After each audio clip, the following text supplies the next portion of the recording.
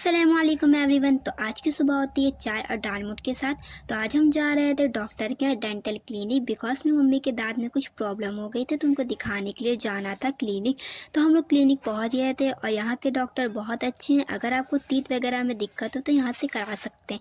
और भाई क्या बोले थे, कौन सी लैंग्वेज बोले थे, मुझे कुछ भी समझ में नहीं आ रहा था, मेरे सर के ऊपर से जा रहा था।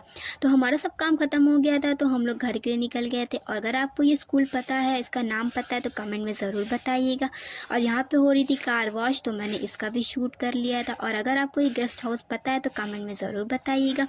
और यहाँ पे मेरे व्लॉग देखे जा रहे हैं और ये दोनों भाई भी व्लॉगिंग करते हैं, इनको भी सपोर्ट करिए। अगर आपको इनकी आईडी चाहिए तो कमेंट में ज़रूर बताइएगा, मैं सेंड कर दूँगी। तो यहाँ पे हो रही थी सफाई मेरे घर में और यहाँ पे पेंट वगैरह हो रहा था क्योंकि मेरे घर में होने वाली है शादी, आने वाली है।